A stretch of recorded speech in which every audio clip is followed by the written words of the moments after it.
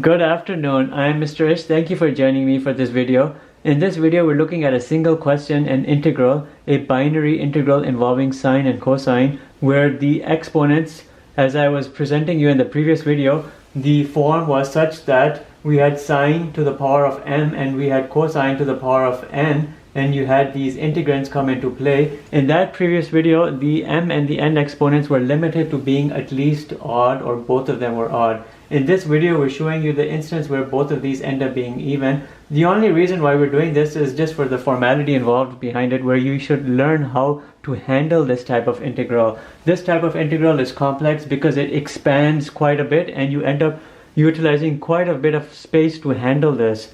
When you're looking at this specific question here, you have a sine square x and cosine square x.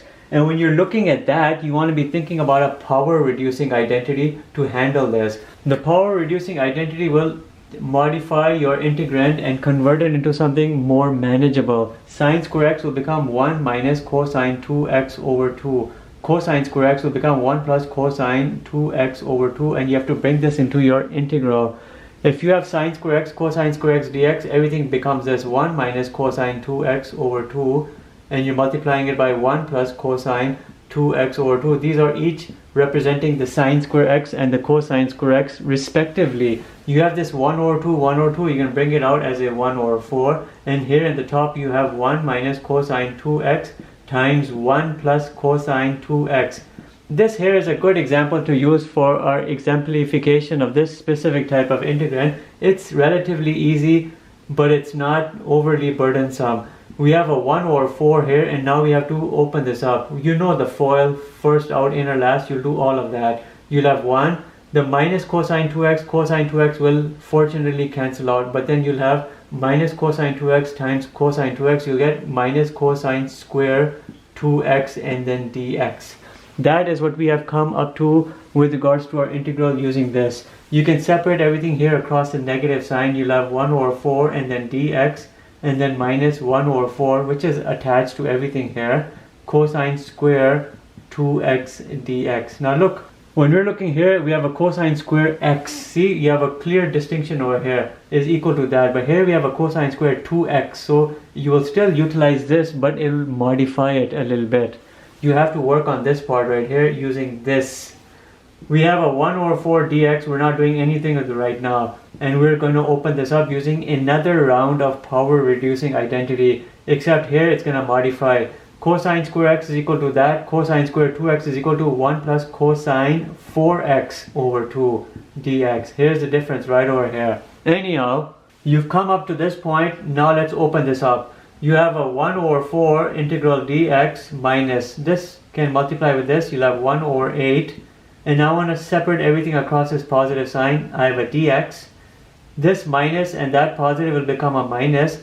And then I'll have yet another 1 over 8. Then I'll have cosine 4x dx. You have to see that this 1 over 4 multiplies with this 2, give you 1 over 8. But this 1 over 8 affects everything here in the numerator. Hence it carries through. From all of this, in terms of the antiderivative, the fraction algebra and everything, you'll get an x over 8. A quarter minus an eighth is an eighth. Here you have to do a polynomial substitution. You have a 4x, a composite. If u is equal to 4x, du is equal to 4 dx, dx is equal to du over 4. This du over 4 has a 1 over 4, which will hit with this 1 over 8 and make it 1 over 32. And you'll see that 1 over 32. Here in the numerator, I'll just have a cosine u du, because u is now 4x representing that, and then this 1 over 4 in the denominator came and it multiplied with that, and you have a 1 over 32. You can integrate this. This is easy. You have an x over 8 minus sine u over 32 plus c. The u is resubstituted back for the 4x, and there it is. If you want, you can present your answer in a better way, and I'm going to erase this for you right here because you know this. I'll do a common denominator here of 32, and then I have a plus c. 8 goes in 32 4 times. You have a 4x minus sine 4x plus c. This here is a good answer. Now some people will advocate that you want to look at this component, the sine component, and kind of make that appear as if it's positive. You can rewrite everything, and I'm going to show you what I'm talking about. You'll bring a minus right on the outside. Then you write sine 4x, giving it the appearance that it was positive. Here you put a minus 4x over 32, and then you have a plus c. That this is equal to that. If you open this up, right, all of this, you'll have a minus sine 4x plus 4x over 32. This right here is one way of presenting your answer, and this right here is another. I, as a personal preference, would have stopped right over here. I would not have done that modification.